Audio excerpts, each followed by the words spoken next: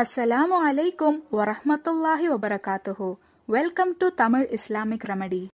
நம்ம வாழ்க்கைக்கு தேவையான அத்தனையுமே அல்லாஹு தஆலா குர்ஆன்ல இறக்கியிருக்கான்.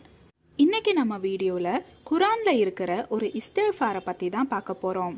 ஒரு மனிதனோட இதயத்தை தூய்மைப்படுத்துற ஒண்ணுதான் இஸ்திக்ஃபார். தன்னோட வாழ்க்கையில துளி அளவும் தப்பு செய்யாத நபி ஸல்லல்லாஹு அலைஹி வஸல்லம் அவர்களே 70 முறை தினமும் இஸ்திக்ஃபார் ஓதியிருக்காங்க.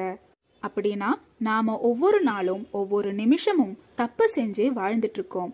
அப்போ நம்ம எந்த அளவுக்கு அதிகப்படியா இஸ்திக்ஃபார் ஓதணும்னு யோசிச்சு பாருங்க. நம்ம கேட்கிற ஒவ்வொரு துவாலையும் நமக்கும் நம்ம குடும்பத்தினர்களுக்கும் நம்ம உம்மத்தினர்களுக்கும் வேண்டி இஸ்திக்ஃபார் ஓதுறது ரொம்பவே முக்கியமானது.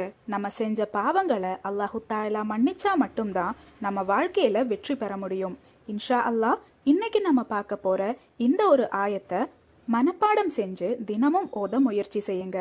அல்லாஹு தஆலா நிச்சயமா நம்ம செஞ்ச அனைத்து பாவங்களையுமே மன்னிச்சிருவான்.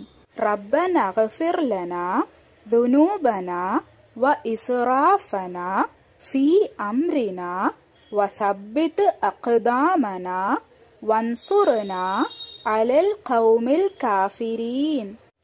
ரப்பனா அக்ஃபிர் லனா துனூபனா வ இஸ்ராஃபனா في أمرنا وثبت أقدامنا وانصرنا على القوم الكافرين. இந்த துஆவோட அர்த்தம், யா அல்லாஹ், எங்கள் பாவங்களையும் எங்கள் காரியங்களில் நாங்கள் வரம்பு மீறி செய்தவற்றையும் மன்னித்தருள்வாயாக. எங்கள் பாதங்களை உறுதியாக இருக்கச் செய்வாயாக. உன்னை நம்பாதவர்களுக்கு எதிராக எங்களுக்கு நீ உதவி புரிவாயாக. இன்ஷா அல்லாஹ் இந்த ஒரு துஆவை மனப்பாடம் செஞ்சு தினமும் ஓதிவாங்க.